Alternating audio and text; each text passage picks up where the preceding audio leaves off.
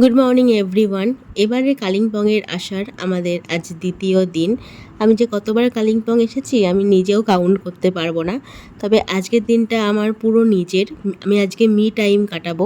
সকালেই ও অফিস চলে যাওয়ার পর পুরো দিনটাই আমি একা একা পাহাড়ের সাথে কাটাই। আর আজকে ব্রেকফাস্টে অন্য কিছু খেতে একদমই ইচ্ছে হলো না, তাই বলেছিলাম যে একদম সিম্পল করে ম্যাগি বানাতে আর একটু ডিম ভেজে দিতে। সেরকমই একদম হালকা করে ম্যাগি বানিয়ে দিয়েছে আর ওপর দিয়ে ডিম ভেজে ছড়িয়ে দিয়েছে। এখানে একটাই সুবিধা, তুমি যেরকমই বলো না কেন তোমাকে ঠিক সেরকমভাবেই খাবারটা বানিয়ে দেবে। সকালের দিকটাই ব্যালকনিটায় এত সুন্দর রোদ লাগে, এরপর থেকেই তো আবার মেঘ নামতে শুরু করবে।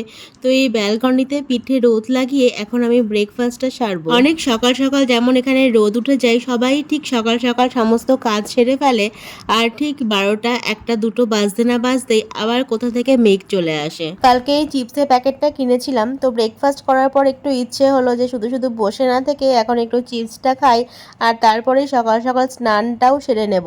তো স্নান টান করে আমি আস্তে আস্তেই এদিকে বাইরে দেখি যে সমস্ত রোদ পালিয়ে গেছে, আর একদম ঠান্ডা হাওয়া আর মেঘ চলে আসছে। সকাল সকাল স্নান সেরে এই ব্যালকনিতে বসলে খুব তাড়াতাড়ি চুল শুকিয়ে যায়, তো সেই জন্যই আমি তাড়াতাড়ি স্নান সারতে গেলাম। স্নান সেরে আসতে না আসতে দেখি রোদ আর নেই, আর এদিকে মেঘ আসতে শুরু করে দিয়েছে। মাঝে মধ্যে সূর্যের ঝলকানি দেখা যাচ্ছে, তবে এত তীব্র ঠান্ডা হাওয়া, সূর্যের তাপটা গায়েও লাগছে না। কিছুক্ষণ দাঁড়িয়ে চুলটা হালকা শুকোতেই আমি ঘরে চলে এলাম, কারণ বারান্দাটায় প্রচন্ড ঠান্ডা হাওয়া দিচ্ছে, এখন আর থাকা যাচ্ছে না। ঘরে এসে স্কিন কেয়ার করে একটু রেডি হয়ে নিলাম। এবার ভেবেছিলাম যে হয়তো মোটা জ্যাকেটটা লাগবে না, তবুও সাথে করে এনেছিলাম।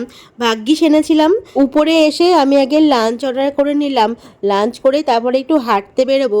তো আজকে লাঞ্চে নিয়েছিলাম এগ ফ্রাইড রাইস। গরম গরম ফ্রাইড রাইসটা খেতে খুব ভালো লাগছিল। তার সাথে আমি কিছু ইচ্ছে করেই নিইনি, কারণ ফ্রাইড রাইসটা খেয়ে আমার আর অন্য কিছু খাওয়ার জায়গা থাকবে না, ওই জন্য শুধু ফ্রাইড রাইসটাই খেয়েছি। হাতে কিছুটা মৌরি নিয়ে তারপরে বেরিয়ে পড়লাম রাস্তায় হাঁটতে। আমি কিন্তু আজকে একা একাই ঘুরেছি। চলে এসেছি কাছের এই দুর্গা মন্দিরটাতে। এখানে এসে কিছুক্ষণ বসলেই বেশ সময় কেটে যায়। আগের বার যখন এসেছিলাম দূর থেকে পাহাড়ের রেঞ্জগুলো একদম ক্লিয়ার দেখা যাচ্ছিল, কারণ তখন স্কাইও ক্লিয়ার ছিল, কিন্তু এবার বেশ মেঘলা করে আছে, তাই দূর থেকে ওই সুন্দর দৃশ্যটা আর দেখা যাচ্ছে না। আবার যখন ওয়েদার পরিষ্কার থাকবে তখন ওই পাহাড়ের রেঞ্জগুলো সুন্দর দেখা যাবে। প্রায় 1 ঘন্টা মতো আমি এখানে বসেছিলাম। তো বহু পর্যটকদের এখানে আসতে দেখলাম, বাঙালি অবাঙালি সব ধরনের পর্যটকদেরই দেখলাম এখানে আসতে। আর সকলেরই এই জায়গাটায় এসে আলোচনা থেকে বোঝা যাচ্ছে তাদের এই জায়গাটা খুব ভালো লেগেছে, আবার ভিডিও কলের মাধ্যমে সকলকে এই জায়গাটা দেখাচ্ছে। আমি যেহেতু একা একা এখানে বসেছিলাম,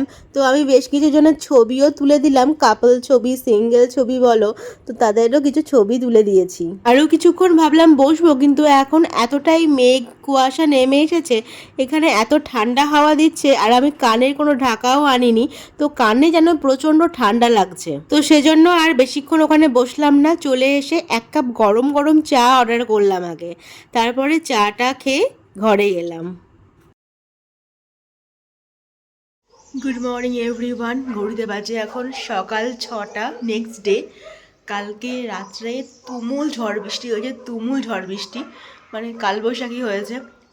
তো অবস্থা খুবই খারাপ হয়ে গেছে, মানে এখনও অবধি ইলেকট্রিসিটি নেই গোটা কালিম্পংয়ে, এখনও অবধি কোনো ইলেকট্রিসিটি নেই। রাত্রিবেলাতে ওই ইনভার্টারের একটু আলো জ্বলছিল তাই। তারপরে আশেপাশে যে টিনের আর কি চালগুলো আছে, টিনের চাল টাল সব উড়ে চলে গেছে। ইনফ্যাক্ট আমাদের ওই এই হোটেলটারই ওপরে রান্নাঘরটা আছে টিনের ছাউনি করা, টিনের চাল টাল সব কিছু উড়ে চলে গেছিলো। প্রচণ্ড অবস্থা খারাপ হয়ে গেছিলো, ঝড় বৃষ্টি। কিন্তু এখন সুন্দর এই যে রোদ উঠেছে, এখন পাহাড়ের রেঞ্জগুলো পরিষ্কার দেখা যাচ্ছে। ঘড়িতে বেজে গেছে এখন 6টা, আর এখন রেডি হয়ে গেছি, একদম বেরোচ্ছি বাড়ির জন্য। চলো, 2 দিন পাহাড়ে কাটিয়ে আবারও নিজের ঘরে ফেরা, আবার কাজকর্ম শুরু, ডেলি লাইফ আবার শুরু হবে। চলো এখন তাহলে বেরোনো যাক। এই যে আমি একদম রেডি, ও রেডি হয়ে চলে গেছে অলরেডি ওপরে, আর এখন আমি বেরোবো।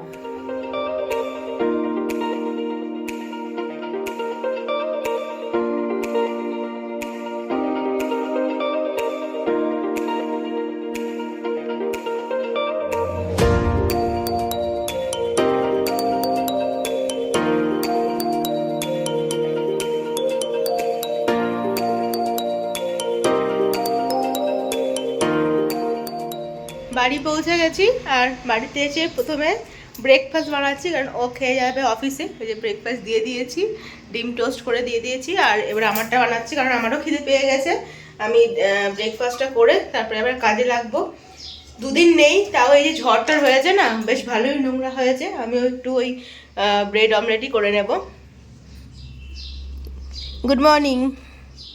দাও জলদি।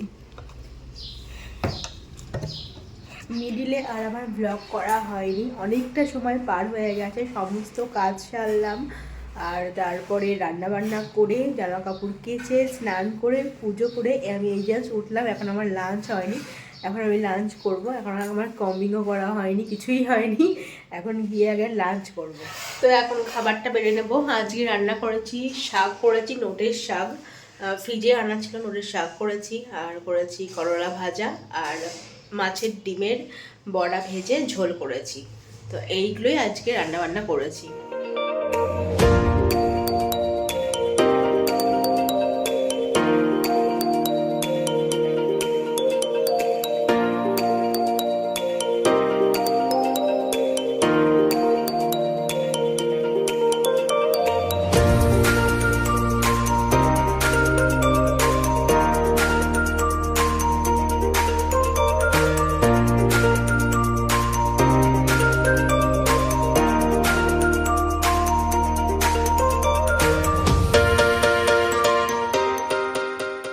আমি এখন সন্ধ্যাবেলাকে টিফিন বানাচ্ছি।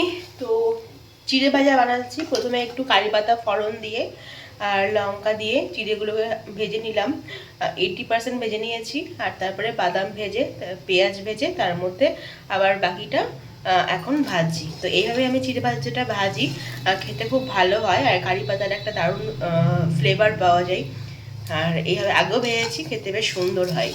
এই যে ঘরে এইভাবে চিড়ে ভাজলে খুব সুন্দর লাগে খেতে।